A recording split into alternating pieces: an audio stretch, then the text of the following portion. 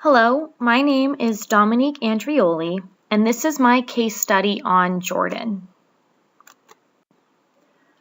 The learning environment. So my observation was done at Hudson Middle School, and more specifically Quinn Middle School in Hudson, Massachusetts, which is a town about 40 minutes west of Boston. It's a small urban town, and it is a school that ranges in age from 5th through 7th graders. It has approximately 649 students and is ranked 57th in the state. 87.5% of the student body is Caucasian. So as you can see, there's not a whole lot of diversity within the student body. 16% of the students are students who are labeled with a disability or need extra support. And out of that 16%, 3.5% are English language learners. The learning environment continued. So the student who I was observing was specifically in a sub-separate special education classroom. And although this sub-separate special education classroom was for 5th, 6th, and 7th graders, this specific academic year, there was only 5th and 6th graders just because there happened to be no 7th graders this academic year. And within this sub-separate classroom, there is also a break room attached to the special education room, which is used for students to go when they are having behaviors and need to be taken away from other students, or even simply when they are overstimulated and need some time away to settle back down. This room is just a simple room with no chairs, pictures, toys, or books, and there's also a kitchen attached to the classroom. This is used for students to practice their ADLs, activities of daily living. There are 7 other students besides the student who I was observing and 9 other support staff. Each of the students had a one-on-one, which was 7 staff, plus then 1 lead special education teacher and 1 paraprofessional who kind of floated around and was an extra support. There was also a speech therapist, occupational therapist, and a physical therapist who would come and go throughout the week depending on the particular student and their schedule.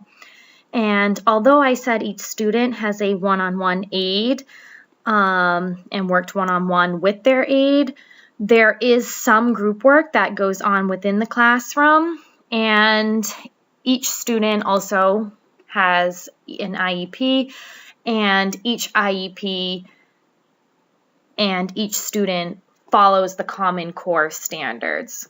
That is essential. That is a definitive within this sub-separate classroom. Also, one other thing that I forgot to mention is that although this is a sub-separate classroom, not every student within this sub-separate classroom is actually completely sub-separate. Some of the students actually are somewhat inclusion as well, and they will come and go depending on their schedules. So, meet Jordan, the student who I observed. He is a 12-year-old boy in 6th grade, and he is currently undiagnosed, although doctors have said that he is not diagnosed on the autistic spectrum, nor does he have Down syndrome. He does, however, have an intellectual and a communication disability.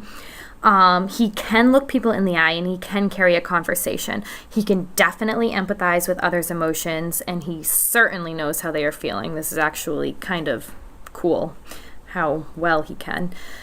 However, he does have the academic level of a kindergartner / first grader and has a very low attention span, usually can only sit for about 10 minutes at a time.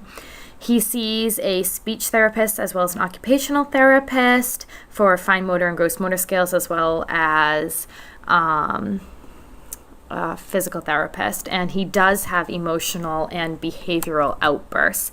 He loves attention. Any attention from peers, adults, whoever will give him attention, he eats it up. He loves being silly, sweet edibles, Skittles, Starburst cookies, anything sugary, you name it, he loves it. puppies he loves and dislikes, lack of attention, and ELA. So some of the supports that are in place for Jordan, because he has the level of a first grader / kindergartner, he cannot read or write. So teachers have to read the text aloud to him, and they have to write all of the work for him. Also, repetition is crucial, and a lot of visual support such as pictures need to be used. This is one of the things that Bakken spoke about, as well as on his individual education plan. His behaviors are noncompliance, which is defined as not following a teacher direction within 10 seconds of the given command. An example would be teacher telling Jordan to write his name and Jordan runs out of his seat and jumps around, as well as being off task, property destruction, aggression, and disruptive episodes. A disruptive episode is described as noncompliance coupled with either property destruction or aggression for more than 10 minutes. So these were the 3 observations that I observed him in. In the first observation, he was working with his occupational therapist, and he had very few behaviors, but the 2 behaviors he did have occurred when he had to do ELA work. In the second observation, he had a lot of behaviors, a lot of noncompliance, a lot of property destruction, and a lot of aggression, and it occurred during his least preferred activity, ELA, and it occurred for 50 minutes straight. During the observation 3, it happened, he had a little bit of property destruction and noncompliance and a little bit of aggression, and it occurred during an ELA task, but it was a minor ELA task. So as you can see, I just kind of put the observations in a way that you can see them next to each other. When he had the worst instance of having to do his least preferred ELA task, he had the most noncompliance, aggression, property destruction, and longest tantrum and disruptive episode. But anytime he did have to do ELA, he did have noncompliance and aggression and property destruction, and the larger the ELA task, the more property destruction, longer off-task, noncompliance, and disruptive episode he had, which was very interesting to see. So going off of my observations, I created my problem statement. Jordan often has difficulty concentrating, identifying letters, and writing, and he will often exhibit challenging behaviors such as noncompliance or even aggression or property destruction when he is placed with an unpreferred academic demand such as ELA. These challenging behaviors are often exhibited when Jordan does not understand or does not want to concentrate on the work in front of him and would rather do an activity of his own choice. So going off of my problem statement, I found my research question, which was what instructional environmental supports can be put into practice that will incorporate both positive behavior interventions as well as modifications of Jordan's academic work that will help him to stay on task and complete his work with less or no challenging behaviors. So I came up with the following hypothesis. Utilize positive behavior intervention by giving Jordan choices with visuals of which academic task he would like to complete first, clear directional statements, positive reinforcement after completing tasks, and even non-contingent positive reinforcement could help to reduce Jordan's challenging behaviors during ELA work. Additionally, using Tier 3 supports in order to modify Jordan's ELA work so that it accommodates him better, such as having more one-to-one support in addition to keeping lesson plans more frequent but shorter in length, using more pictures, and having hands-on activities could help to keep Jordan on task. And the goal would be to reduce behaviors by 50%. In order to do this, though, data collection is critical. So, more specific intervention strategies using PBIS, which in the article Positive Behavior Interventions stated these PBIS has been shown to dramatically decrease problem behavior in many students. The following 4 things should be implemented. Allow Jordan the choice of which ELA work he would prefer to do first, so give him the choice, and present this choice with visuals.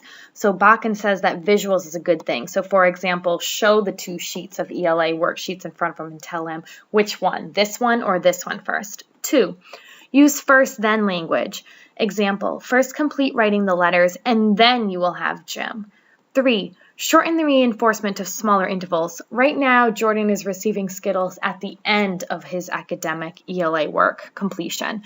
But instead, give him Skittles every, say, 2 minutes of completing a few problems in his ELA work. 4, give him non-contingent reinforcement in the form of attention for appropriate behavior. So every time he is behaving appropriately, give him lots of non-contingent reinforcement and attention. Finally, modifications of Jordan's work itself is crucial. So keep ELA lesson plan shorter in length. Currently, Jordan is receiving 2 sessions of ELA in the morning, and each one lasting for approximately 30 minutes in length. Instead, Jordan will receive 3 sessions of ELA work where he will only be required to complete 1 academic worksheet during that time. Further, include more stories and diagrams. Again, this goes back to the research that we've been talking about in class and in our readings from Bakken. And use more hands-on activities that will allow Jordan to get out of his seat and stay active. This will be incorporated whenever possible. Again, going back to Bakken. And finally, did we succeed?